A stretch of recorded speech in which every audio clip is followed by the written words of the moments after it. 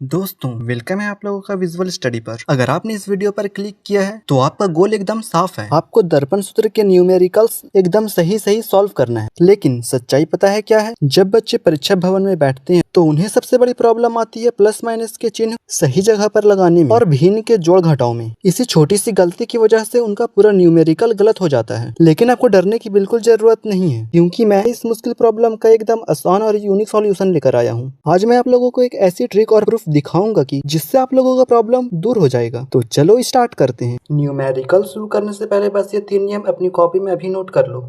इसके बिना सवाल छूना भी मत। हमें बस याद रखना है मूल बिंदु नियम, क्योंकि सारी दूरियां यहीं से मापी जाती हैं।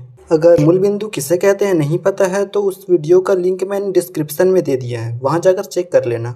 अब चलते हैं पहले नियम पर। पहला नियम, वस्तु हमेशा बाईं तरफ होती है, इसलिए वस्तु की दूरी हमेशा माइनस ली जाती है, चाहे कोई भी दर्पण हो। दूसरा नियम, अगर सवाल में अवतल दर्पण लिखा हो तो उसकी फोकस दूरी f को माइनस लिखना। तीसरा नियम, अगर सवाल में उत्तल दर्पण लिखा हो तो उसकी फोकस दूरी f को प्लस लिखना। अब चलो देखते हैं हमारा फॉर्मूला जो ज्यादातर बच्चे यूज करते हैं, 1/v प्लस 1/u बराबर 1/f। लेकिन इसमें बच्चे v निकालने के लिए एलसीएम लेने में गलती कर देते हैं, इसीलिए मैं इस फॉर्मूले को तोड़कर आप लोगों के लिए एक डायरेक्ट फॉर्मूला लाया हूँ। अगर आपको प्रतिबिंब की दूरी v निकालनी है तो आप डायरेक्ट लिख सकते हैं v बराबर f गुने u बटा u माइनस f। ये कोई अलग फॉर्मूला नहीं है, बल्कि पहले ही वाले फॉर्मूले को सॉल्व करके बनाया गया है। चलो अब एक सवाल को दोनों तरीकों से बनाकर चेक करते हैं कि हमारा ट्रिक सही है या नहीं। सवाल, एक अवतल दर्पण की फोकस दूरी 15 सेंटीमीटर है और दर्पण से 30 सेंटीमीटर की दूरी पर एक वस्तु रखी है। प्रतिबिंब की दूरी v ज्ञात करें। सवाल में अवतल दर्पण है तो f बराबर -15 सेंटीमीटर होगा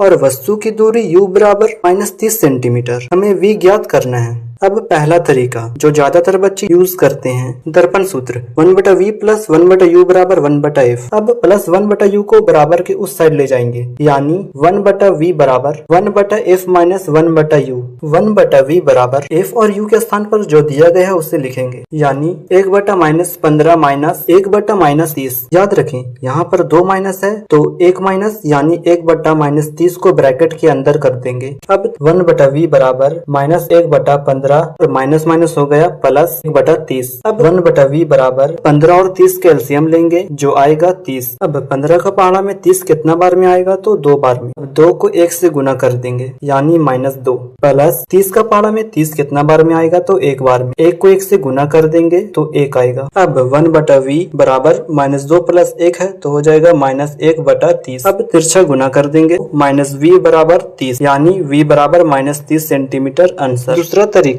जिसमें हमने ट्रिक का पूरा न्यूमेरिकल सॉल्व किया है। सबसे पहले वही दर्पण सूत्र 1/v प्लस 1/u बराबर 1/f, इसीलिए v बराबर f गुने u बटा u माइनस f। अब जो f और u के स्थान पर दिया गया है उसे लिखते हैं, यानी v बराबर -15 गुना -30। -30 को ब्रैकेट में रखेंगे बटा -30 माइनस -15। -15 को भी ब्रैकेट में रखेंगे। अब v बराबर -15 को -30 से गुना कर देंगे तो हो जाएगा 450।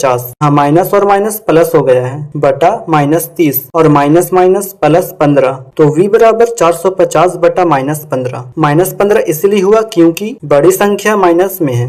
अब 450 बटा -15 को काटेंगे, 15 तिया 45 यानी v बराबर -30 सेंटीमीटर आंसर। तो देखा दोस्तों, दोनों तरीकों से आंसर एकदम सेम आया है, यानी जो हमने दूसरे तरीके में फॉर्मूला लगाया वो एकदम सही है। अगर आपको ये ट्रिक एकदम मस्त और आसान लगी हो तो स्क्रीन पर दिख रहे सवाल को भी उसी ट्रिक से सॉल्व करें और अपना आंसर कमेंट में बताएं। Thanks for watching.